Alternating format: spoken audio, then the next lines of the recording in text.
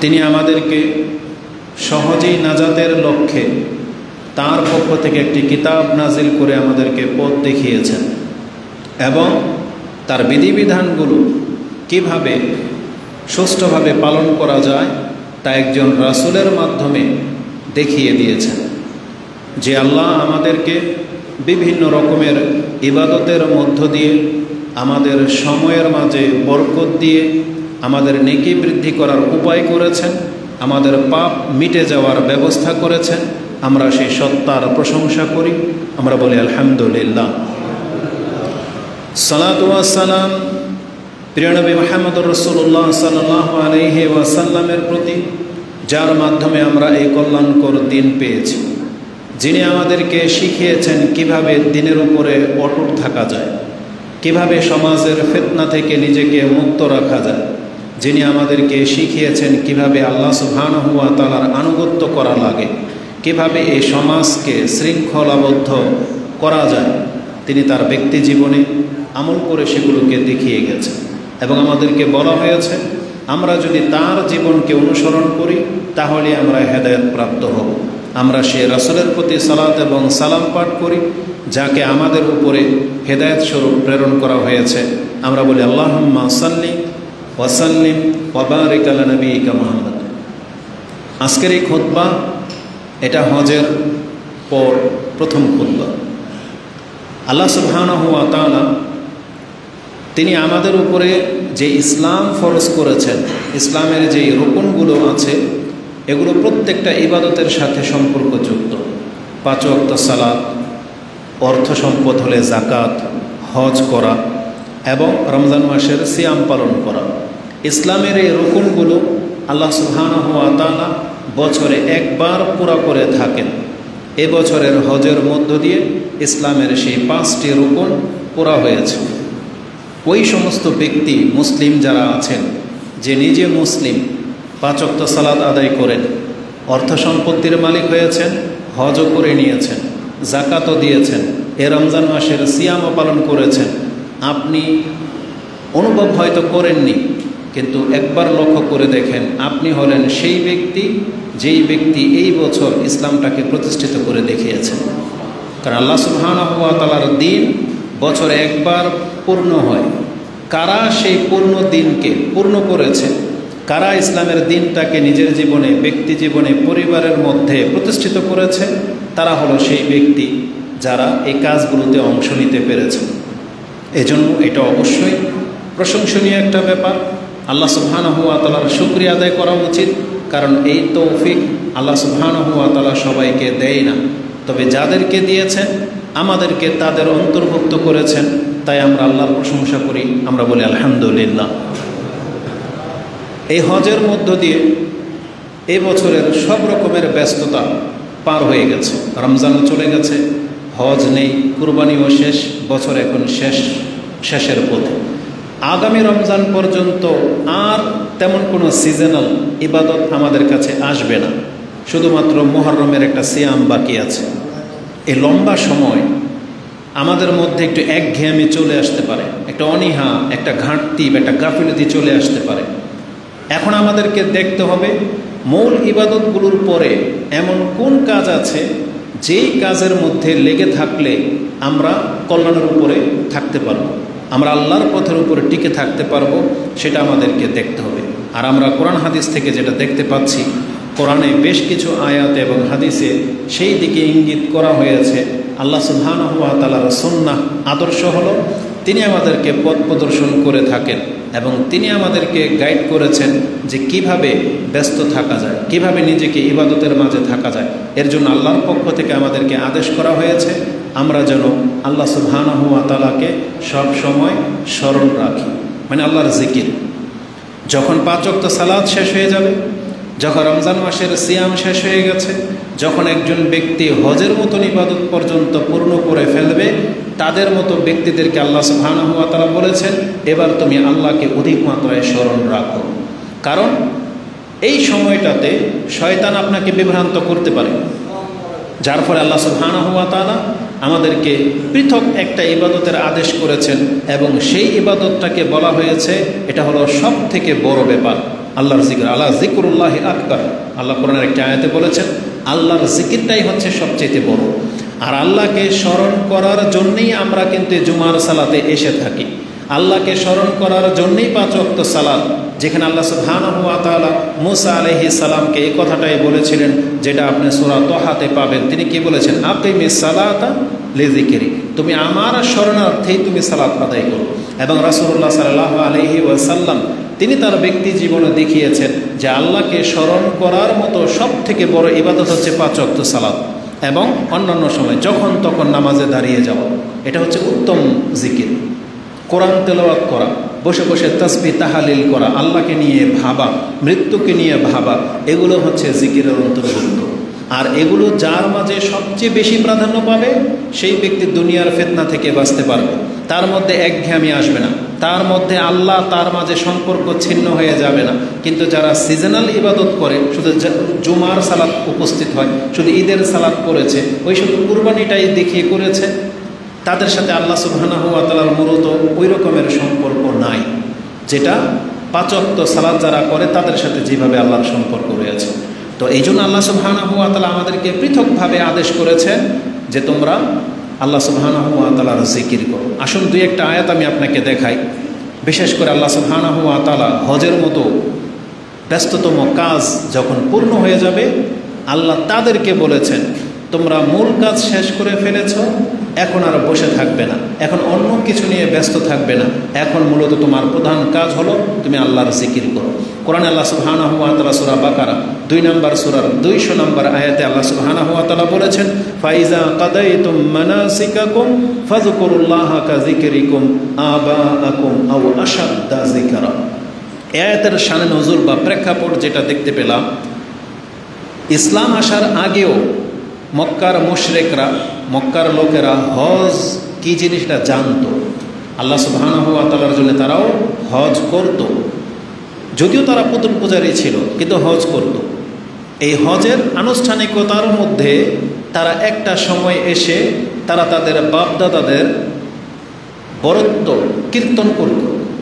যেমন আজকে আমাদের সমাজের মধ্যে দেখা যায়, যখন কেউ পয়সাওয়ালা হয়ে যায়, নেতা হয়ে যায়, তখন কোনো অনুষ্ঠানে তাকে দাঁড় করিয়ে দেন, দেখবেন সে তার নেতার বরত্ব তুলে ধরবে অথবা তার বাপ মার বরত্ব তুলে ধরবে। আমার মা এটা করেছে, আমার বাবা এটা করেছে, হ্যাঁ তিনি এই ছিলেন সেই ছিলেন, সমাজ সেবক ছিলেন, আমার নেতা এটা করেছে সেটা করেছে। এটা জাহিলিয়াতি প্রথা। জাহিলিয়াতের যুগের লোকেরাও ঠিক তাদের বরত্ব তুলে ধরতো। আমার কওম, আমার বংশ এটা করেছে, ছাতু খাওয়াতো, হজের কাপড় পরাতো, এই খেদমত করতো, কাবা ঘরের পাথর লাগিয়ে দিয়েছে, এগুলো তারা বলতো।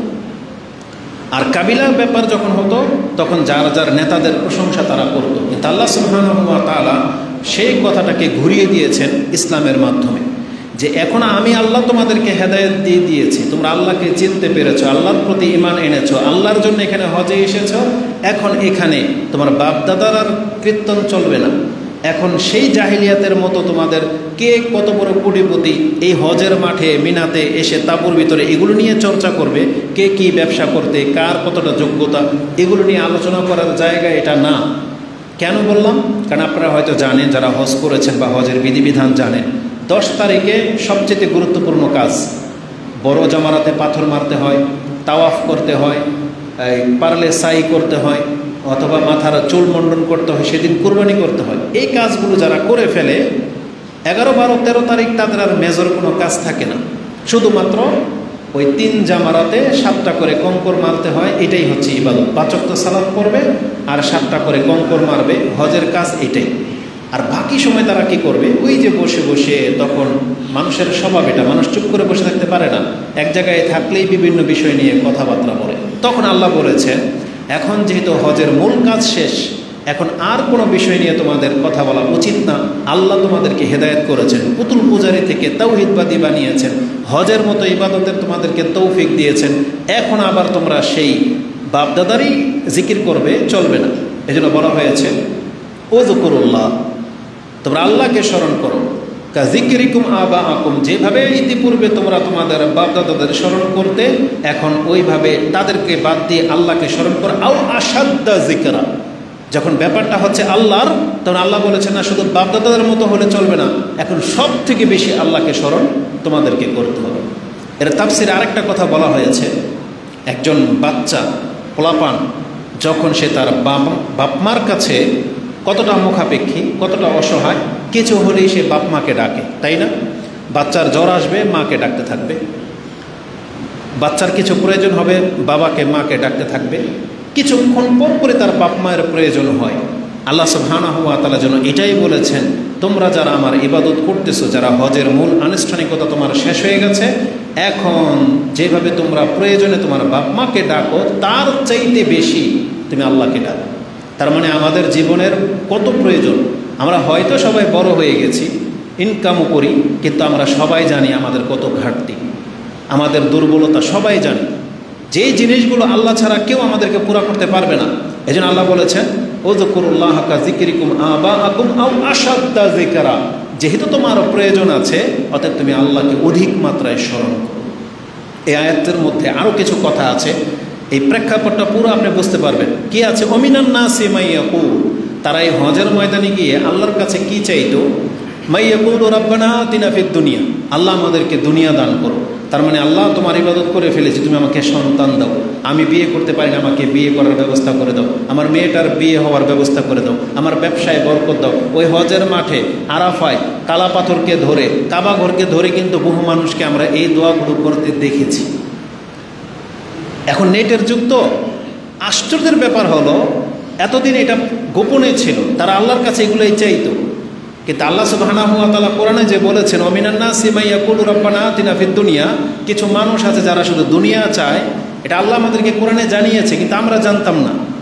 নেটের যুগ থাকাতে আপনি এখন দেখতে পাচ্ছেন প্রকাশ্যে তারা আল্লাহর কাছে চাচ্ছে এবং ভিডিও করতেছে হজের মাঠে, কাবা ঘরের গিলাফ ধরে বলতেছে ফুলুস ফুলুস ফুলুস ফুলুস। একজন ব্যক্তি ভিডিও করতেছে আর বলতেছে টাকা টাকা, আল্লাহ টাকা দাও টাকা দাও। একজনে কেঁদে কেটে বলতেছে, আল্লাহ আমার স্বামী আমার উপরে অত্যাচার করেছে, তোমার কাছে বিচার দিয়ে গেলাম। এই সেই মানে নিছক দুনিয়া চাচ্ছে। কেউ পয়সা চায়, কেউ বিয়ে চায়, কেউ অর্থ সম্পত্তি চায়। এটা ওই জাহিলিয়াতের যুগের লক্ষণ, যে ইবাদত করে তারা আল্লাহর কাছে নাজাত চাবে, সেই তুলনায় সেই ইবাদতে এসেছে দুনিয়া চাওয়ার জন্য। অমিনান নাসি মাইয়াকুলু রাব্বানা আতিনা ফিদ দুনিয়া, আল্লাহ বলেছেন এটা যার চিন্তা যে আমার কাছে ইবাদত করতে আসছো শুধু দুনিয়া চাওয়ার জন্যে, আমা লাহুম ফিল আখিরাতি মিন খালাক, আল্লাহ বলেছেন তাহলে তোমাকে যদি আমি দুনিয়া দিয়ে দিই, তাহলে বান্দা তুমি তো পরকালে কিছুই পাইবে না। যারা শুধু দুনিয়া চায় তারা পরকালে কিছুই পাবে না। তবে ওয়ামিনহুম মাইয়াকুলু রাব্বানা আতিনা ফিদ দুনিয়া হাসানাতাও ওয়া ফিল আখিরাতি হাসানা ওয়া কিনা আযাবান নার। এদের প্রশংসা আল্লাহ করেছেন যে যারা হ্যাঁ দুনিয়াতে প্রয়োজন আল্লাহর কাছে চায়, তবে উত্তম পন্থায় চায়, এবং তাদের মূল হলো পরকালের উত্তম জীবন, এবং তাদের মূল হলো তারা জাহান্নামের আগুন থেকে বাঁচতে চায়। আল্লাহ বলেছেন পরকাল নিয়ে যার চিন্তা বেশি, আমি আল্লাহ তার দুনিয়ার চিন্তাকে দূর করে দেব। এবার একটা হাদিস আছে, যে হাদিসটি ইমাম, এখানে আমি নোট করি নাই যদিও, ইমাম ইবনু মাজাহ, দেখি হাদিসটা পেয়ে একটু আগে দেখেছিলাম, 4105 নম্বর হাদিসে শুধু ইমাম মাজাহ এককভাবে হাদিসটা কোট করেছেন, এবং আপনারা শুনেছেন সেই হাদিস যে রাসূলুল্লাহ সাল্লাল্লাহু আলাইহি ওয়াসাল্লাম বলেছিলেন যে পার্থিব চিন্তা যাকে ব্যতিব্যস্ত করে রেখেছে, যার চিন্তাটাই শুধু পার্থিব জগৎ, আমি কিভাবে পয়সাওয়ালা হব, কিভাবে ক্ষমতাবান হব, কিভাবে পাওয়ারফুল হব, কিভাবে আমার ব্যাংক ব্যালেন্স বাড়বে, যাদের মূল চিন্তা হচ্ছে দুনিয়া, আল্লাহ সুবহানাহু ওয়া তাআলা তার অভাব কোনোদিন দূর করবেন না। হাদিসের ভাষাটা এরকম, মান কানাতিদ দুনিয়া হাম্মাহু, যার মূল হলো দুনিয়া, চিন্তাটাই এটা, ফাররাকাল্লাহু আলাইহি আমরাহু ওয়া জাআলা ফাকরাহু বাইনা আইনাইহি, তাহলে আল্লাহ সুবহানাহু ওয়া তাআলা তার কাছ থেকে মুক্ত হয়ে যাবেন। মানে আল্লাহ সুবহানাহু ওয়া তাআলার বিধিবিধান তার কাছে টিকবে না, সেটা আল্লাহ সুবহানাহু ওয়া তাআলা উঠিয়ে নেবেন, এবং সে যত পয়সাওয়ালা হয়ে যাক না কেন, তার চোখের সামনে সব সময় শুধু অভাব দেখতে পাবে, অথচ তার যথেষ্ট আছে, কিন্তু অভাব তার দূর হবে না। কার? যেই ব্যক্তি শুধু দুনিয়ার চিন্তা নিয়ে বেঁচে আছে, যেই ব্যক্তি সকাল হলেই তার বিজনেস নিয়ে ব্যস্ত হয়ে পড়ে, আল্লাহ সুবহানাহু ওয়া তাআলার সন্তুষ্টি অসন্তুষ্টির খেয়াল রাখে না, এই ব্যক্তি কি হবে? তার যত টাকার মালিক হয়ে যাক না কেন, তার অভাব কোনোদিন তার চোখের সামনে থেকে দূর হবে না। আর অন্যদিকে আল্লাহ বলেছেন ওয়ালাম ইয়াতিহি মিনাদ দুনিয়া ইল্লা মা কুতিবা লাহু ওয়া মান কানাতিল আখিরাহ, আর যার চিন্তা হবে পরকাল নিয়ে, নিয়াতাহু যে তার পরকালে সে কিভাবে নাজাত পাবে, জামা আল্লাহু লাহু আমরাহু, তাহলে আল্লাহ সুবহানাহু ওয়া তাআলার যত আদেশ নিষেধ আছে সব তার মধ্যে লাগু হয়ে যাবে, এবং সে যে আদেশ প্রাপ্ত হয়েছে আল্লাহর সেই আদেশগুলো পালন করা তার জন্য সহজ হয়ে যাবে, যার মূল চিন্তা হচ্ছে পরকাল। আমরা ওয়া জাআলা গিনাহু ফি কলবিহি, আল্লাহ তার অন্তরকে এমন করে দেবে তার যতটুকু আছে তাতেই তার ধনী মনে হবে, কোনো ঘাটতি মনে হবে না, কোনো পেরেশানি মনে হবে না, তার ওই অল্প টাকায় তার বরকত হবে। আল্লাহ তার অন্তরকে এরকম প্রশস্ততা দান করবে। এই হাদিসের মধ্যে দুইটা শব্দ আছে, পূর্বেরটার মধ্যে আছে যে অভাব তার চোখের সামনে আসবে, আর নিচেরটার মধ্যে আছে যে ব্যক্তি পরকাল নিয়ে ভাবে সচ্ছলতা তার অন্তরে দিয়ে দেওয়া হবে। তার মানে বোঝা যাচ্ছে যে চোখ সাধারণত ভুল দেখে, আর অন্তর থেকে যেটা দেখে এটা পারফেক্ট দেখে। এই জন্য আল্লাহ বলেছেন এই ব্যক্তি বাস্তবিক অর্থে ধনী না, বাস্তবিক অর্থে ওর ঘাটতি আছে, কিন্তু ওর অন্তরের অবস্থা আল্লাহ এমন করে দেবে ওর কোনো পেরেশানি হবে না, ওই অল্পটুকু ওর কাছে বেশি মনে হবে। আর যে ব্যক্তির চোখে ভোগ, পেটে খিদা নাই, আমাদের সমাজে একটা কথা আছে দেখবেন বাচ্চাদের, ও কিন্তু পেট ভরা খেয়ে আসছে, কিন্তু বিয়ে শাদীর অনুষ্ঠানে বা মেহমান যখন আসে তখন দেখা দেখি ও খেতে বসে, বাপ মা জানে যে ও একটুকুও খেতে পারবে না, কিন্তু সবার সামনে এমন আবদার করে ফেলবে আপনি লজ্জিত হন, কিন্তু আপনি জানেন তখন একটা কথা বলেন যে ওর চোখে ভোগ, পেটে কোনো ভোগ নাই, তার মানে ওকে খাদ্য দিয়ে বসিয়ে দেন, ও এক লোকমাও খেতে পারবে না। আমাদের স্বভাব হয়ে গেছে তাই, আমাদেরকে আল্লাহ যথেষ্ট দিয়েছেন, কিন্তু আমাদের চোখে ভোগ, এখন পর্যন্ত আমাদের সব কিছুতে ঘাটতি মনে হয়। তো এই হাদিসটা ইমাম ইবনু মাজাহ এককভাবে কোট করেছেন, 4105 নম্বরে আপনি পেয়ে যাবেন। তো কথা হচ্ছে যে আল্লাহ সুবহানাহু ওয়া তাআলা এই হজের মাঠে আমাদেরকে বলেছেন আমরা যেন মূল কাজ শেষ হয়ে যাওয়ার পরে আল্লাহ সুবহানাহু ওয়া তাআলাকে অধিক মাত্রায় স্মরণ করি, এটাই হচ্ছে পরবর্তীদের ইবাদত। এ থেকে আমরা যেটা জানলাম যে মূল কাজ শেষ হয়ে যাওয়ার পর আমাদের আরেকটি কাজ হলো আল্লাহ সুবহানাহু ওয়া তাআলাকে স্মরণ করা বা আল্লাহর জিকির করা। এবং আপনি দেখতে পাবেন 5 ওয়াক্ত সালাতের সালাম ফেরানোর পর নামাজ শেষ, কিন্তু আপনারা ওঠেন না। রাসূলুল্লাহ সাল্লাল্লাহু আলাইহি ওয়াসাল্লাম লম্বা সময় ধরে বসে থাকতেন আপন জায়গায়, এবং তিনি কিছু জিকির আজকার করতেন। তার মানে কি? তার মানে হলো ফরজ কাজ শেষ হয়ে যাওয়ার পর আল্লাহর জিকির এটাকে প্রাধান্য দেওয়া উচিত, যাতে অন্তরের মধ্যে গাফিলতি চলে না আসে, ব্যস্ততা এত বেশি যেন না আসে। এই জন্য কিছুক্ষণ আপনি আল্লাহর জিকিরে লিপ্ত হয়ে থাকেন, যেটা রাসূলুল্লাহ সাল্লাল্লাহু আলাইহি ওয়াসাল্লাম থেকে আপনি গণলে 9, 10, 11, 13টা আপনি জিকির আজকার পাবেন, যেটা রাসূলুল্লাহ সাল্লাল্লাহু আলাইহি ওয়াসাল্লাম তিনি নামাজের পরে বসে বসে এভাবে আল্লাহকে স্মরণ রাখতেন, তারপরে সুন্নাহ পড়তেন, ওটাও আল্লাহর একটা স্মরণ। তারপরে আল্লাহ সুবহানাহু ওয়া তাআলা আজকের দিন সম্পর্কে, এই জুমার দিন সম্পর্কে আদেশই করে দিয়েছেন, জানিয়ে দিয়েছেন। কারণ জুমার দিন মানুষ ব্যবসা বাণিজ্য নিয়ে ব্যস্ত হয়ে পড়বে, তার অনেক কাজ কারবার। আল্লাহ বলেছেন ইয়া আইয়ুহাল্লাযীনা আমানু ইযা নুদিয়া লিস-সালাতি মিন ইয়াউমিল জুমআহ ফাসআউ ইলা যিকরিল্লাহি ওয়া যারুল বাই। ওখানে আল্লাহ বলেছেন তুমি আল্লাহর জিকিরের দিকে আসো এবং তোমার ব্যস্ততা থামাও।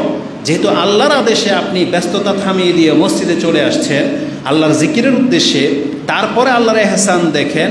আল্লাহ বলেছেন যখন আমার জিকির করা শেষ হয়ে যাবে ফাইজা কুদিয়াতিস সালাত ফান্তাশিরু ফিল আরদ ওয়াবতাগু মিন ফাদলিল্লাহ, তুমি যেই ব্যস্ততা রেখে দিয়ে এখানে আসছিলা যাও, তোমার নামাজ শেষ, এখন তুমি আবার ব্যস্ত হয়ে পড়ো, আবার তুমি জমিনে ছড়িয়ে পড়ো, আল্লাহর রিজিক অন্বেষণ করো, ওয়াযকুরুল্লাহ কাসীরান। কিন্তু সেখানে গেলে কি করবে? আল্লাহকে অধিক মাত্রায় স্মরণ করো। তার মানে আল্লাহ সুবহানাহু ওয়া তাআলা জানেন যে এক মুহূর্তের জন্য যদি আপনি আল্লাহর স্মরণ থেকে গাফেল হয়ে যান, শয়তান আপনাকে বহু দূরে নিয়ে চলে যাবে। এই জন্য মূল ইবাদত হলো 5 ওয়াক্ত সালাত বলেন, হজ, সিয়াম বলেন, মানে ফরজ ইবাদতগুলো করে নেওয়ার পরে বান্দা কখনো আল্লাহকে ভুলে যাওয়া উচিত না, বরং সব সময় তার জবানে, তার অন্তরে আল্লাহর স্মরণটাকে জাগিয়ে রাখা উচিত। তাহলে এই আয়াতটি আপনি পেয়ে যাবেন সূরা জুমা 62 নম্বর সূরা 10 নম্বর আয়াত, যে আল্লাহ বলেছেন যখন তোমাদের নামাজ শেষ হয়ে যাবে তোমরা বাহিরে গেলেও আল্লাহকে অধিক মাত্রায় স্মরণ করবে। তার মানে আল্লাহর স্মরণ হচ্ছে মূল। আরেকটা কারণ আমি আপনাকে বলি, যখন কোনো ব্যক্তি আল্লাহকে স্মরণ করবেন তার মানে আপনি শয়তান থেকে হেফাজতে থাকতে পারবেন, শয়তান আপনাকে বিভ্রান্ত করতে পারবে না। আরও আশ্চর্যের ব্যাপার হলো আল্লাহ সুবহানাহু ওয়া তাআলা এমন একটা জায়গায় তাকে স্মরণ করতে বলেছেন যেখানে মানুষ আল্লাহকে স্মরণ নয় বরং আল্লাহর কাছ থেকে আরও দূরে সরে যাওয়ার ব্যাপার। যেমন একজন ব্যক্তি ধরেন অপরাধ করে ফেলেছে, পাপ করে ফেলেছে, সে যেই জায়গায় পাপ করেছে, যার সাথে অন্যায় করেছে, সে কখনোই কিন্তু সেই এরিয়াতে বা তার কাছাকাছি থাকতে পছন্দ করে না। সে এই এরিয়া ছেড়ে দেয়, তার কাছ থেকে দূরে সরে যায়। কিন্তু আল্লাহ সুবহানাহু ওয়া তাআলা কি বলেছে জানেন?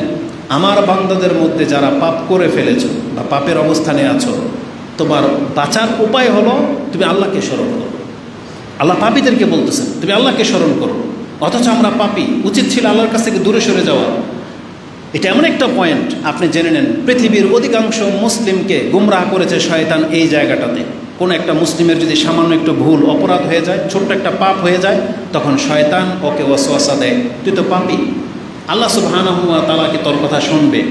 বা আল্লাহ সুবহানাহু ওয়া তাআলার কাছে তুই কতটা লাঞ্ছিত, নির্লজ্জ, তুই সরে যা, দূরে সরে যা। তখন ওকে শয়তান নিয়ে নেয়। ওর নিজের কাছে এটা ফিল হয়, আমি তো পাপ করে ফেলেছি, পাপী, আল্লাহ সুবহানাহু ওয়া তাআলার সাথে তো আমার সম্পর্ক এমন রইল না। বরং অধিকাংশ মানুষ যখন এই যে তওবার ব্যাপারে নিয়ে ভোগে, আমাদের কাছে অনেক প্রশ্ন করে যে আমি তো এই পাপ করে ফেলেছি, তাহলে আল্লাহ সুবহানাহু ওয়া তাআলার কাছে কি আবার ফিরে আসা যাবে? আল্লাহ কি মাফ করবে? এই সুযোগটা কোনো ব্যক্তি শয়তানকে দেওয়া উচিত না।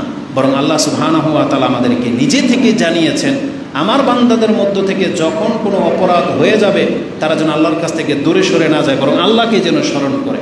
কেন জানেন? আমরা মানুষ হিসেবে এমনভাবে সৃষ্টি হয়েছি, এটা আমাদের ফিতরত, মানুষ ভুল করবে, মানুষ ভুলে যায়, মানুষ পাপ করবে, এটা আল্লাহ সুবহানাহু ওয়া তাআলা ভালো করেই জানে। তাই আল্লাহ আমাদেরকে সেই সুযোগটা দিয়েছেন। এখন আল্লাহ যদি আমাদেরকে শাসাতেন, আল্লাহ যদি আমাদেরকে কাছে টেনে না নিতেন, তাহলে এক পাপের পরে আর কোনো দিন আল্লাহর কাছে ফিরে আসার সুযোগ থাকতো না, তখন আমরাও আরও বেশি পাপী হয়ে যেতাম। কিন্তু আল্লাহ সুবহানাহু ওয়া তাআলা আমাদেরকে এই জন্য কাছে ডেকেছেন। আল্লাহ শব্দটা কি বলেছেন শুনেন? আল্লাহ বলেছেন ফাইজা। আল্লাহ বলেছেন ওয়াল্লাযিনা ইযা ফাআলু ফাহিশাতান আও যালামু আনফুসাহুম যাকারুল্লাহ। যখন কোনো ব্যক্তি কোনো খারাপ কাজে জড়িয়ে পড়ে বা নিজের উপরে কোনো জুলুম করে ফেলে, তার উচিত হলো যাকারুল্লাহ, সেজন্য আল্লাহকে স্মরণ করে। কেন? সে যখন আল্লাহকে স্মরণ করবে, শয়তান তখন সেখানে স্থান পাবে না, আর তখন সে আল্লাহর কাছে তওবা করতে পারে। ফাস্তাগফিরু লিযুনুবিহিম। আল্লাহ বলেছেন আল্লাহকে স্মরণ করা মানে হলো তুমি যে পাপটা করে ফেলেছ, তুমি তার অনুতপ্ত হয়ে আল্লাহর কাছে ক্ষমা চেয়ে নাও। কারণ এই পাপটা হওয়ারই ছিল, করে ফেলেছ, শয়তান তোমাকে দিয়ে করিয়ে ফেলেছে। বাঁচার পথ হলো ফাস্তাগফিরুল্লাহ, তুমি আল্লাহর কাছে ক্ষমা চাও, ইস্তেগফার করো। এখানে হচ্ছে বাকি কথাটা। কেন? কারণ আল্লাহ বলেছেন ওয়া ইয়াগফিরুয যুনুবা ইল্লাল্লাহ। কারণ বান্দা, তোমার যে অপরাধটা হয়ে গেছে, এখন আল্লাহ ছাড়া পৃথিবীতে আর কে আছে যার কাছে গেলে তোমার ক্ষমা হতে পারে? কেউ নেই। ওয়া ইয়াগফিরুয যুনুবা ইল্লাল্লাহ, আল্লাহ ছাড়া কেউ তোমাকে ক্ষমা করতে পারে না। এই জন্য ক্ষমার জায়গা যেখানে, তোমাকে সেখানে ফিরে আসতে হবে। এই জন্য কোনো মুসলিম যেন ধোঁকা না খায়, পাপের কারণে সেজন্য আরও দূরে সরে না যায়, বরং পাপ হয়ে গেলেই আল্লাহ বলেছেন আল্লাহকে স্মরণ করো।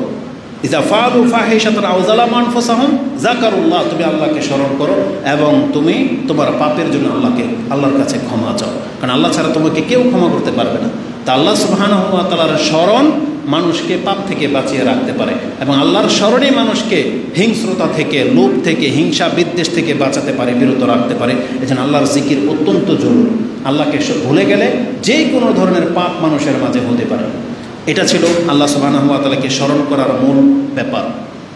আরেকটা কারণে আপনি আল্লাহকে স্মরণ করবেন, কারণ আমরা দেখতে পাচ্ছি পৃথিবীর পরিস্থিতি এমন দিকে যাচ্ছে, মুসলিম ঘরের সন্তান সে ইসলাম পালন করেন, পরকাল ভুলতে বসেছে, আল্লাহ বলে যে কেউ আছেন এটা ভুলতে বসেছে, সে ইসলামের বিধানগুলোর খেলাফ চলে, সামান্য কিছুতেই সে নেশাগ্রস্ত হয়ে যাচ্ছে, সে বহু খারাপ কাজে লিপ্ত হয়ে যাচ্ছে, সে সন্ত্রাস হয়ে যাচ্ছে, অন্যেরটা মেরে খাবে সেই প্রবণতা তার মধ্যে জেগে যাচ্ছে। আর আমাদেরকে সেই শিক্ষাই দেওয়া হচ্ছে ফিল্মগুলোর মাধ্যমে, নাটকের মাধ্যমে, উপন্যাসের মাধ্যমে, খবর সংবাদগুলোর মাধ্যমে। আশেপাশের যত রাষ্ট্র আছে তারা আমাদেরকে ওই থিওরিগুলাই শেখায় যে কিভাবে পয়সাওয়ালা হওয়া যায়। আজকে আপনি দেখবেন নেটের জগতে সবচাইতে বড় ভিডিও ক্লিপ যেগুলো আসে, আপনি কিভাবে রাতারাতি পয়সাওয়ালা হবেন, ইউটিউবের মাধ্যমে কে কত টাকা কামালো, কি করলে আপনি গেনার হতে পারবেন, উইনার হতে পারবেন, আপনাকে লোভ দেখানো হচ্ছে। জাদুর অ্যাপস, জুয়ার অ্যাপস, বিভিন্ন খেলাধুলার মাধ্যমে আপনাকে জুয়াতে অংশ নেওয়ার বাধ্য করতেছে। কে কোথায় কিভাবে লুটতারাজ করে খাচ্ছে, সেগুলোই সবচেয়ে বেশি আলোচিত বিষয়। কিন্তু ধর্মের ব্যাপারে মানুষ দিন দিন উদাসীন হয়ে যাচ্ছে। এই জন্য আল্লাহ সুবহানাহু ওয়া তাআলাকে স্মরণ রাখা এটা অত্যন্ত চ্যালেঞ্জিং ব্যাপার, অত্যন্ত গুরুত্বপূর্ণ একটা ব্যাপার। আল্লাহ সুবহানাহু ওয়া তাআলাকে যদি ভুলে যান, এভাবে একটা জেনারেশন দেখা যাবে, তার পরবর্তীতে আর ইসলাম বলে কিছু বাকি থাকবে না। কারণ আল্লাহ সুবহানাহু ওয়া তাআলার স্মরণ মানুষকে দিনের দিকে টিকিয়ে রাখতে পারে, এটা সব থেকে বড় ব্যাপার, সব থেকে বড় ব্যাপার এটা। আরেকটা বিষয় হচ্ছে যেটা বলতে চাচ্ছি, আমাদের সমাজগুলোতে দেখা যায় ইসলামিক চর্চা হয় খুব কম, অন্যান্য বিষয়ের চর্চা হয় খুব বেশি, এবং প্রকাশ্যে সেগুলো নেটের মধ্যে দেখা যাচ্ছে। এতে করে একটা জাতি পুরো ধ্বংসের দিকে চলে যাবে। এই জন্য আমাদেরকে আল্লাহ সুবহানাহু ওয়া তাআলার স্মরণ সব থেকে গুরুত্বের সাথে নিতে হবে। দিন যত যাচ্ছে মানুষের এই ধর্মভীরুতা কমে যাওয়ার কারণে এমনটা আপনি দেখতে পাবেন যে আপনার ঘরে দিন চর্চা হবে না, বরং রাসূলুল্লাহ সাল্লাল্লাহু আলাইহি ওয়াসাল্লাম থেকে বেঁচে থাকার একটা উপায় আমাদেরকে জানিয়েছেন। সেই উপায়টা কি? হাদিসটা আমি প্রথমে পড়েছিলাম সামুরা ইবনে জুনদুব থেকে, হাদিসটা সহিহ তারগিব তারহিবের মধ্যে 746 রয়েছে। আল মুআজাম আল কাবীর লিত-তাবারানী তিনি হাদিসটাকে মূল কোট করেছেন, যেটা আপনি 6897-তে পেয়ে যাবেন। রাসূলুল্লাহ সাল্লাল্লাহু আলাইহি ওয়াসাল্লাম আমাদেরকে ইসলামের উপরে টিকে থাকার যেই মূল থিম বলেছেন, ইসলামের উপরে টিকে থাকার যে পন্থা বলেছেন, সেটা অত্যন্ত চমৎকার। সেটা কি? আল্লাহ সুবহানাহু ওয়া তাআলার মাধ্যমে তিনি আমাদেরকে জানিয়েছেন, আকিমুস সালাহ, তোমরা নামাজ কায়েম করতে থাকো। রাসূল বলেছেন তুমি সালাত কায়েম করতে থাকো। ওয়াতুজ যাকাত, তোমাদের যারা সম্পদশালী আছো প্রকাশ্য তোমরা যাকাত দিতে থাকো। ওয়াহুজ্জু ওয়াতামিরু, একের পর এক হজ, একের পর এক উমরা তোমরা করতে থাকো, এই ইবাদতগুলোকে জারি রাখো। আর কি করা হয়েছে? ওয়াস্তাকিমু, যেই ইসলামের উপরে তোমাদেরকে সৃষ্টি করা হয়েছে, যে ইসলাম তোমরা শুনতে পাচ্ছ বুঝতে পারছো, সেই ইসলামটাকে আঁকড়ে ধরো। ওয়াস্তাকিমু, আল্লাহর আদেশ নিষেধকে তোমরা শক্তভাবে পাকড়াও করো। কেন? এক তো এটা নিজের ফয়দা, আরেকটা হলো এটা আমাদের পরবর্তী বাচ্চাদের ফয়দা। কারণ আজকে আমরা মুরব্বীরা যদি দাড়ি ছেড়ে দিই, আমরা যদি নামাজ ছেড়ে দিই, আমরা যদি পর্দাকে উপেক্ষা করি, তাহলে ওরা কোনোদিন নামাজে আসবে না, ওরা কোনোদিন মসজিদ মাদ্রাসা বানাবে না, ওরা কোনোদিন পর্দাতে আসবে না। বরং আমাদেরকে প্রথমে এই ইসলামের উপরে কায়েম থাকতে হবে। রাসূল বলেছেন ওয়াস্তাকিমু, তোমরা ইসলামের উপরে কায়েম থাকো, ইউস্তাকাম বিকুম, তাহলে তোমাদেরকে দিয়ে পরবর্তীদেরকে ইসলামের উপরে কায়েম রাখা হবে। আজকে বলেন তো দেখি, সাহাবায়ে কেরামদের জীবনী, তাবা তাবি, তাদের কওল, তাদের শিক্ষা দীক্ষা, তাদের লিখনী, তাদের জীবনী যদি আমাদের পর্যন্ত না আসতো, তাহলে আমরা কি ইসলামের উপর টিকে থাকতে পারতাম? বরং আজকে আমরা দাঁড়িয়েওয়ালা হয়েছি, 5 ওয়াক্ত নামাজ আদায় করতেছি তাদের কারণে। তাদের জীবন চরিত্র আমাদের কাছে পৌঁছানো হয়েছে যে তারা এইভাবে আল্লাহকে স্মরণ করতো, আল্লাহর ইবাদত করতো। কিন্তু তাদের জীবনী যারা ছেড়ে দেবেন, অন্যদের জীবনী নিয়ে ব্যস্ত হয়ে পড়বেন, কোনো ব্যক্তি খেলোয়াড়, প্লেয়ার, নায়ক, গায়ক তাদের দিকে তাকাবেন, তখন তাদের জীবনের স্রোত কিন্তু ওই দিকে চলে যাবে। কিন্তু যারা আমাদের সালাফদের রীতিনীতি, তাদের জীবন চর্চা নিয়ে ব্যস্ত থাকবেন, আপনার থিঙ্কিং, আপনার সব কিছু কিন্তু ওই স্রোতমুখী। এই জন্য রাসূলুল্লাহ সাল্লাল্লাহু আলাইহি ওয়াসাল্লামের এই টিপস, যেটা এই শিক্ষাটাকে গ্রহণ করা উচিত। আমাদেরকে প্রকাশ্য সালাত আদায় করতে হবে, জাকাত ফরজ হয়ে গিয়ে থাকলে জাকাত দিতে হবে, টুপি পরতে হবে, দাড়ি রাখতে হবে। ইসলামের প্রকাশ্য যেই বিধানগুলো, এগুলো প্রকাশ্যে নিয়ে আসতে হবে, পর্দা করতে হবে, সমাজটাকে সুন্দর করে ঘিরতে হবে, প্রত্যেকের বাড়িতে পর্দার ব্যবস্থা করতে হবে, যাতে করে একটা লোক ঢুকলে বুঝতে পারে এটা মুসলিম সমাজ, মুসলিম নগরী। কিন্তু দুর্ভাগ্যবশত বিনা ভয়ে দ্বিধায় বলতেছি, আপনাদের আহলে হাদিস অঞ্চল যেগুলো, সেগুলোই সবচেয়ে বড় বেদিন। হানাফিদের কথা বাদই দিলাম, নিজেদেরকে বলতেছেন কোরআন সুন্নাহর অনুসারী, কিন্তু একটা বাড়িও পর্দায় ঘেরা না, প্রত্যেকটা বাড়ি উন্মুক্ত, যে সেই বাড়িতে ঢুকে যাচ্ছে। আপনাদের মহিলারা বাইরে বেরিয়ে যাচ্ছে, চেহারা খুলেই বেরিয়ে যাচ্ছে। না, এটা মোটেও উচিত নয়। কোরআন সুন্নাহর দাবি যেহেতু করেছেন, কোরআন সুন্নাহটাকে প্রপারলি পালন করার চেষ্টা করতে হবে। এটা সমাজের মধ্যে বিপ্লব এনে দিতে হবে, তাহলে বুঝতে পারবেন যে আসলে ইসলামের সৌন্দর্যতা কী জিনিস। আল্লাহর কাছে আমরা দোয়া করি, আল্লাহ তুমি আমাদেরকে কবুল করো। তো রাসূলুল্লাহ সাল্লাল্লাহু আলাইহি সাল্লাম বলেছেন ইসলামের উপরে কায়েম থাকতে হবে। আমরা কায়েম থাকতে পারলে আমাদের পরবর্তী জেনারেশন, আমাদের সন্তানরা আশা করা যায় যে তারা ইসলামের উপরে থাকবে। গুমরাহি যে কারো মাঝে আসতে পারে। নূহ আলাইহিস সালামের সন্তানও কাফের ছিল, কিন্তু আমাদেরকে চেষ্টা তো করতে হবে। কেননা নূহ আলাইহিস সালাম তিনি এই দোয়াটাই করেছিলেন যে রব্বি ইন তাযারহুম লা তাযার আলাল আরদি মিনাল কাফিরিনা দাইয়ারা, আল্লাহ তুমি এই জমিনের মধ্যে একটা কাফেরকেও ছেড়ে দিও না। যদি তুমি তাদেরকে ছেড়ে দাও, তাহলে তারা কি করবে? তারা পাপী এবং কাফের আর পাপী সন্তানই জন্ম দেবে। কারণ কাফেরের ঘরে পাপী আর কাফেরই জন্মায়। আর মুসলিমের ঘরে কি হওয়া উচিত? সৎ ব্যক্তি এবং ভালো ব্যক্তি জন্মাবে, মুসলিমই জন্মাবে, এটা হওয়ার উচিত ছিল। কিন্তু যদিও আজকে আমাদের ঘর থেকে নাস্তিক তৈরি হয়ে যাচ্ছে, যদিও আজকে আমাদের ঘর থেকে বেপরদা, দাড়িবিহীন, বেনামাজি তৈরি হয়ে যাচ্ছে। কেন? আমাদের মধ্যে কোথাও না কোথাও ত্রুটি আছে। এই জন্য আমাদের ত্রুটিগুলোকে আগে শুধরাতে হবে, নিজেকে নামাজের প্রতি যত্নবান হতে হবে। আসুন আমি সেই সম্পর্কে খুব দ্রুত আল্লাহ সুবহানাহু ওয়া তাআলার আদেশ নিষেধগুলো আপনাদেরকে বলে দিই। কথা যেহেতু এই পর্যন্ত চলে এসেছে যে আল্লাহ রাসূল বলেছেন ইস্তাকিমু, তোমরা ইসলামের উপরে কায়েম থাকো, এটা মূলত হচ্ছে ধৈর্য ধারণ করো। মানে আমরা যারা ইসলাম গ্রহণ করেছি আমরা অধৈর্য হয়ে গেছি, কিছুদিন ইবাদত করি, কিছু সময় আল্লাহর ইবাদত করি, আবার আল্লাহ থেকে মুখ ফিরিয়ে নিই, আমরা প্রত্যেকে অধৈর্য হয়ে গেছি। অথচ আল্লাহ সুবহানাহু ওয়া তাআলা চেয়েছিলেন মুসলিম তুমি যতদিন বেঁচে থাকো তুমি আল্লাহর ইবাদতের উপরে, আনুগত্যের উপরে ধৈর্য ধারণ করো। স্পেশালভাবে আল্লাহ ধৈর্য ধারণ করার আদেশ করেছেন আমাদেরকে। আমরা জানি যে ধৈর্য কয়েক প্রকারের, বিপদে পড়লে ধৈর্য ধারণ করতে এটা সবাই জানি, কিন্তু আসল ধৈর্য যেটা কোরআনের মধ্যে এবং হাদিসের মধ্যে রাসূলদেরকে আদেশ করা হয়েছে সেটা হচ্ছে আল্লাহর আনুগত্যের ক্ষেত্রে ধৈর্য। আল্লাহর পক্ষ থেকে যে আদেশ নিষেধ এসেছে সেটাকে মরা পর্যন্ত নিজের উপরে বাস্তবায়ন করার যে ধৈর্য, এটা লাগবে। এই ক্ষেত্রে ধৈর্যটাকে 3 প্রকার করা হয়েছে। আস-সাবরু আলা তাআতিল্লাহ, আল্লাহর আনুগত্যের ক্ষেত্রে ধৈর্য ধারণ করা, মানে আল্লাহ আমাকে যা বলেছেন আমি সেটাকে পালন করব, যত কষ্টই হোক এটার জন্য ধৈর্য লাগবে। এটা হচ্ছে সবচেয়ে মূল। তারপরের ধৈর্য হচ্ছে আস-সাবরু আন মা'সিয়াতিল্লাহ আও আন মাহারিমিল্লাহ, আল্লাহ যেগুলোকে হারাম করেছেন, আল্লাহ যেগুলোকে নাজায়েজ করেছেন সেই বিষয় থেকে বেঁচে থাকার জন্য ধৈর্য লাগবে। সেটা ঘুরে ঘুরে আপনার সামনে চলে আসবে, কিন্তু সেখান থেকে বেঁচে থাকার জন্য আপনাকে ধৈর্য ধারণ করতে হবে। আর তৃতীয় প্রকার ধৈর্য যেটা আস-সাবরু আলা আকদারিল্লাহ, আল্লাহ যে তাকদীর নির্ধারণ করেছেন, বিপদ আপদ, পয়সা, ঋণ, অভাব, অসৌন্দর্য, সৌন্দর্য, এগুলো হচ্ছে ভিন্ন জিনিস। এটার প্রতি ধৈর্য ধারণ করা এটা মুসলিমদের চরিত্রের একটা উত্তম গুণ। কিন্তু মুসলিম থাকার জন্য প্রথম 2টা ধৈর্য লাগবে। কি? আল্লাহর আনুগত্যের ক্ষেত্রে ধৈর্য ধারণ করা, আমার অবস্থা যেমনই হোক না কেন, আমি অভাবী হই। কালকে একজন প্রশ্ন করেছে ইস্তেখারা সম্পর্কে, আমি তাকে যেটা বুঝালাম, যেই ব্যক্তি 5 ওয়াক্ত সালাত আদায় করে না তাহলে তার ইস্তেখারা করা না করার সাথে কি সম্পর্ক? ইস্তেখারাটা হচ্ছে দুনিয়া, সে দুনিয়া কোনটা পাবে না পাবে এই জন্য আল্লাহর কাছে সাহায্য চাচ্ছে, এটা একটা ইবাদত। কিন্তু এই ব্যক্তি 5 ওয়াক্ত সালাতে আদায় করে না। আচ্ছা, এটা হিন্দু যদি ইস্তেখারা করে ওর কি আছে, কি পাবে ও আল্লাহর কাছে? নিছক দুনিয়া, এটা শুধু দুনিয়া। কিন্তু নাজাতের জন্য কি করতে হবে? প্রথম তাকে 5 ওয়াক্ত সালাত আদায় করতে হবে। ইস্তেখারা তো মুসলিমদের জন্য। আমি এটা এই জন্য বলতেছি, আজকে অধিকাংশ মানুষ মনে করেন যে ইবাদত করি আমি আমার অবস্থা পরিবর্তনের জন্য। জেনে নেন, ইবাদত রিজিকের সাথে কোনো সম্পর্ক রাখে না। ইবাদত করলে রিজিক বাড়ে, এটা আল্লাহ বলেছেন, কিন্তু এটা পয়সা না। রিজিক বহু আছে, সুস্থতা আছে, সম্মান আছে, বয়স আছে, তারপরে বিপদ আপদ আছে, এগুলো সবই রিজিক।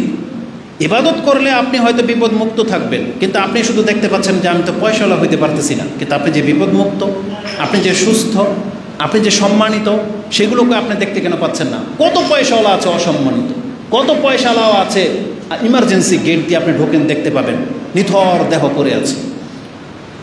তাহলে ইবাদতের সাথে দুনিয়া পাওয়া না পাওয়ার কোনো সম্পর্ক নাই। এটা উত্তম এক্সাম্পল হচ্ছে আপনাদের মসজিদের ইমাম। প্রত্যেকটা মসজিদের ইমাম পৃথিবীতে আপনাদের চাইতে মসজিদের ইমামরা সবাই কি কোটিপতি নাকি অভাবী? বলেন।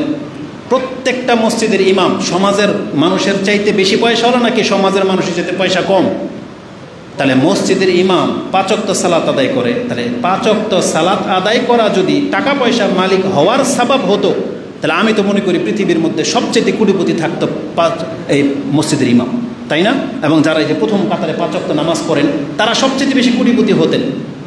মূলত টাকা পয়সা ইবাদতের মাপকাঠি না। ইবাদত ইবাদতের জায়গায় থাকবে। আপনি অভাবী হন আর ধনী হন, সবাইকে সালাত আদায় করতে হবে। ঘরে খেতে পান বা না পান, নামাজ আদায় আপনাকে করতেই হবে। এটা আপনার ধনী গরিব হওয়ার সাথে কোনো সম্পর্ক নাই। ইবাদত হচ্ছে নাজাতের জন্য। ইবাদত করতে হবে আল্লাহকে সন্তুষ্ট করার জন্য, পরকালকে ঠিক করার জন্য। এই জন্য দুনিয়ার সাথে এটাকে কম্পেয়ার করা চলবে না। আমাদেরকে অবশ্যই আল্লাহ সুবহানাহু ওয়া তাআলার আনুগত্যের ক্ষেত্রে ধৈর্য ধারণ করতে হবে। আল্লাহ সুবহানাহু ওয়া তাআলা এই সম্পর্কে বিশেষভাবে আদেশ করেছেন। কোরআনের 2-1টা আয়াত আপনি নিয়ে নেন। আল্লাহ সুবহানাহু ওয়া তাআলা আমাদের নবী মুহাম্মদুর রাসূলুল্লাহ সাল্লাল্লাহু আলাইহি ওয়াসাল্লামকে তিনি বলেন, রব্বুস সামাওয়াতি ওয়াল আরদি ওয়া মা বাইনাহুমা ফা'বুদহু আকাশ এবং জমিনের মালিকত্ব হচ্ছে আল্লাহর। এটা আল্লাহ সুবহানাহু ওয়া তাআলার নিয়ন্ত্রণাধীন। রাব্বুস সামাওয়াতি ওয়াল আরদি ওয়া মা বাইনাহুমা ফা'বুদহু, তার ইবাদত করো, ওয়াস্তাবির লিইবাদাতিহি, তার ইবাদতের ক্ষেত্রে তুমি ধৈর্য ধারণ করো। তার মানে আল্লাহর বান্দা হয়েছি আমি, আর আমাকে বলা হয়েছে ওয়াবুদু রাব্বাকা হাত্তা ইয়াতিয়াকাল ইয়াকিন, তোমার মৃত্যু আসা আগ পর্যন্ত তোমাকে আমার বান্দা হয়েই থাকতে হবে। এই কথাটা আল্লাহ সুবহানাহু ওয়া তাআলা এই আয়াতেও বলেছেন, যেটা আপনি সূরা মারইয়ামের 65 নম্বর আয়াতে পেয়ে যাবেন। আল্লাহ বলেছেন ফা'বুদুহু, তার ইবাদত করো, ওয়াস্তাবির আলাইহা, এবং এর জন্য তুমি ধৈর্য ধারণ করো। তার মানে 5 ওয়াক্ত সালাত আদায় করার জন্য ধৈর্য লাগে, পর্দা করার জন্য ধৈর্য লাগে, হারাম থেকে বেঁচে থাকার জন্য ধৈর্য লাগে, হারাম বেঁচে থেকে হালাল ইনকাম কম, এটার উপরে টিকে থাকা ধৈর্য ধারণ করা লাগে। এটি আল্লাহ বলেছেন ফাস্তাবির আলাইহা, তার উপরে তুমি ধৈর্য ধারণ করো। তারপর আল্লাহ সুবহানাহু ওয়া তাআলা আমাদেরকে জানিয়েছেন যে ওয়ামুর আহলাকা বিসসালাহ, তুমি তোমার পরিবারকে সালাতের আদেশ করো, ওয়াস্তাবির আলাইহা, তুমি নিজেও সালাতের উপরে কায়েম থাকো, নিজের উপরেও তুমি নামাজটাকে বিধিবদ্ধ করে রাখো।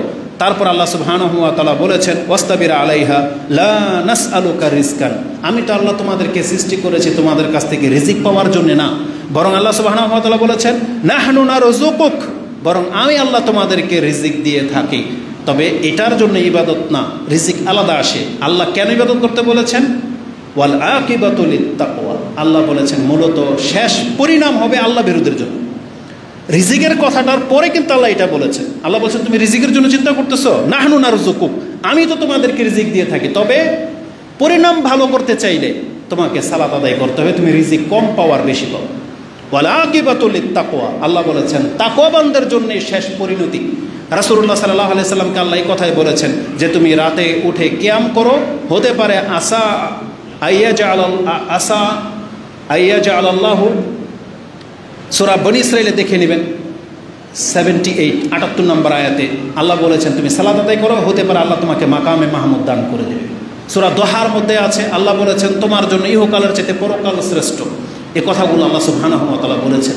তার মানে আমরা যারা মুসলিম হয়েছি, আমরা যদি আল্লাহর ইবাদতের উপরে দিয়ে এই পৃথিবীকে অতিক্রম করতে পারি, এটা আল্লাহ ওয়াদা করেছেন যে তোমার জন্যই হচ্ছে পরকাল। কাফেরদের জন্য পরকাল বানানো হয়নি, পরকাল বানানো হয়েছে মুসলিমদের জন্য। অতএব আল্লাহ সুবহানাহু ওয়া তাআলার এই আদেশগুলোকে আমাদেরকে মেনে নেওয়া উচিত। কোরআন আল্লাহ সুবহানাহু ওয়া তাআলা আমাদেরকে বলেছেন ধৈর্য ধারণ করার ক্ষেত্রে ফাসবির লিহুকমি রাব্বিক, তোমার রবের হুকুম পালন করার ক্ষেত্রে তুমি ধৈর্য ধারণ করো। এই আয়াতটা আপনি পেয়ে যাবেন সূরা আল কালাম 48 নম্বর আয়াতে।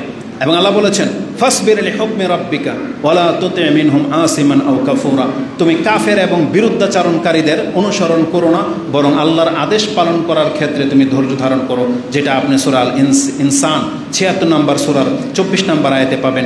এভাবে আল্লাহ সুবহানাহু ওয়া তাআলা একাধিক আয়াতে আমাদেরকে জানিয়েছেন আমরা যেন আল্লাহ সুবহানাহু ওয়া তাআলার ইবাদত করার ক্ষেত্রে ধৈর্য ধারণ করি। আমরা যাদের আজকে রমজান শেষ হয়ে গেছে, রমজানের পরের থেকে এই যাবৎ ইবাদতগুলো আপনি দেখেন তো দেখি, কত ইবাদত আমরা রমজান মাসে করেছি, সেই তুলনায় এই 1 মাস যেতে না যেতে 2 মাসের মধ্যে আমরা পড়েছি, তাতে আমাদের ইবাদতের 12টা বেজে গেছে। না, এমনটা হওয়া উচিত নয়। আল্লাহর কাছে দোয়া করে আল্লাহ তুমি আমাকে এবং আমাদের মুসলিম ভাইদেরকে ইসলামের উপরে টিকে থাকার তৌফিক দান করো। আমাদেরকে যে আদেশপ্রাপ্ত আমরা হয়েছি, যে আদেশ করা হয়েছে, সেই আদেশের উপর যেন আমরা মরতে পারি, আল্লাহ তুমি আমাদেরকে তৌফিক দান করো। আকুলু লিকাউলি হাযা আস্তাগফিরুল্লাহ লি ওয়া লাকুম ওয়া লিসাইরিল মুসলিমিন ফাস্তাগফিরু ইন্নাহু হুয়াল গফুরুর রহিম।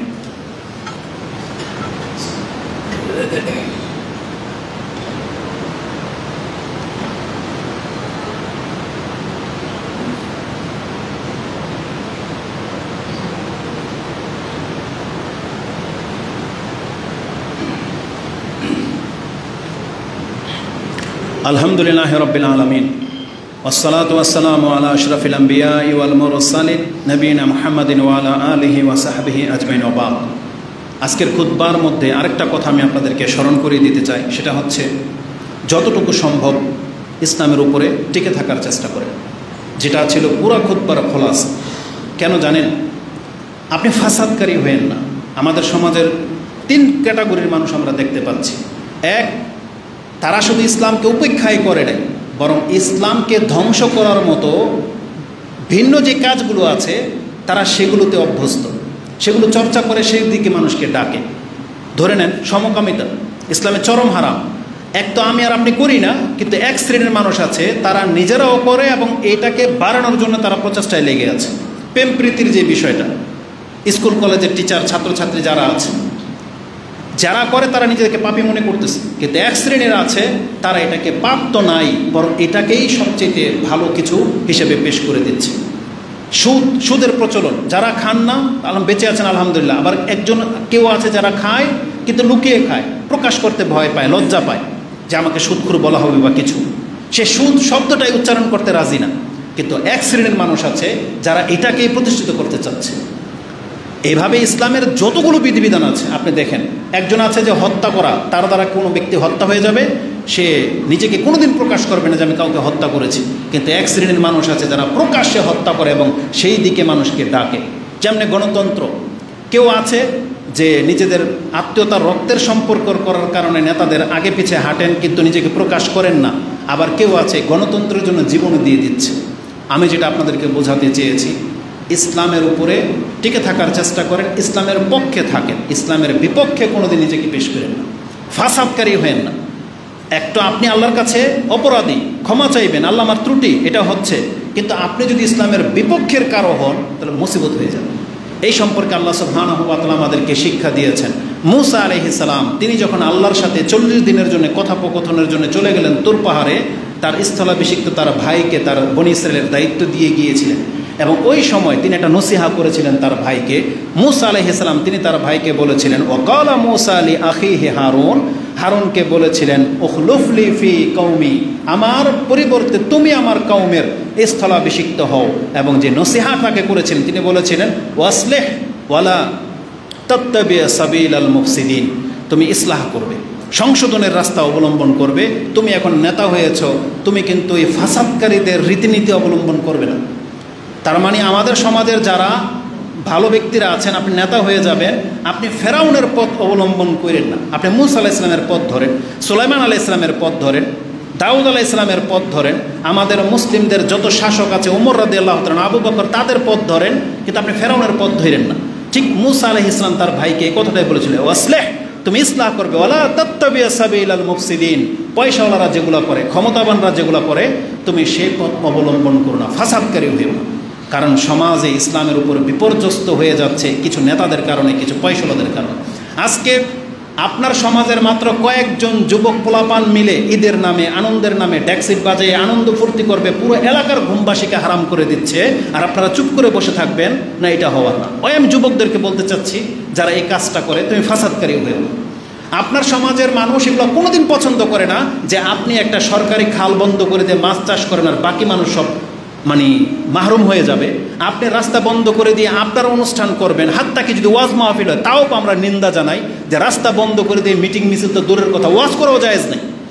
রাস্তা বন্ধ করে দিবেন, আপনি আপনার বিল্ডিং বানাবেন, ইটা বালু সুরকি সব রাস্তায় ফেলে দিয়েছেন, একটা লোকও কোনো প্রতিবাদ করেন, আপনি জানেন সম্মানের খাতিরে বা যে কোনো কারণে যে এর কাজে করুক, কিন্তু প্রত্যেকটা মানুষকে আপনি কষ্ট দিচ্ছেন, তাদের বদদোয়া আপনার অন্তরের মধ্যে লেগে যাবে। কারণ এটা আল্লাহ কোনোদিন পছন্দ করে না। যেটা সরকারি রাস্তা, যেটা সবার অধিকারে, সেটা আপনি একা ভোগ করবেন, এটা মোটেও কাম্য নয়। যারা অটো চালান, ছোটোখাটো কাজ করেন, সিএনজি বা যারা আছে, আপনি অহংকার কম হবে। কারণ আল্লাহ সুবহানাহু ওয়া তাআলা মানুষকে যেই অবস্থায় রেখেছে তাকে সেই অবস্থায় পেশ হতে হবে। কিন্তু রাস্তাঘাটে দেখবেন এদের উদ্যত্ততা, এদের অহংকার প্রদর্শনী, কথাবার্তা কিছু হলেই লেগে যায়, আরেকজনের সাথে মেরে ফেলবে, কেটে ফেলবে। এরকম কেন? আল্লাহ সুবহানাহু ওয়া তাআলা কিন্তু অভাবী অহংকারীদেরকে পছন্দ করেন, যেটা আজকে আমাদের অধিকাংশদের চরিত্র। একটা অভাবী কিন্তু অহংকার কমে না, আপনি ধমক দিতে যান উল্টো আপনাকে চোখ রাঙাবে। এটা হচ্ছে মুসলিম জাতির অধঃপতনের একটা বড় ধরনের কারণ। এই জন্য আবারও বলবো, মুসলিম ভাই, তুমি মুসলিম ঘরে জন্ম, তোমার ব্যক্তিগত পাপ আছে, সেটা লুকিয়ে কিন্তু সেটাকে প্রকাশ্যে নিয়ে আসার চেষ্টা করো না। প্রকাশ্যে তুমি নাচ গান করবে, প্রকাশ্যে তুমি জুয়ার আড্ডাখানা বানাবে, প্রকাশ্যে তুমি ফাহেসা কোনো হোটেল খুলবে, প্রকাশ্যে পার্ক বানাবে, যেখানে যুবক যুবতী ওপেনলি সেখানে গিয়ে যা খুশি তা করবে।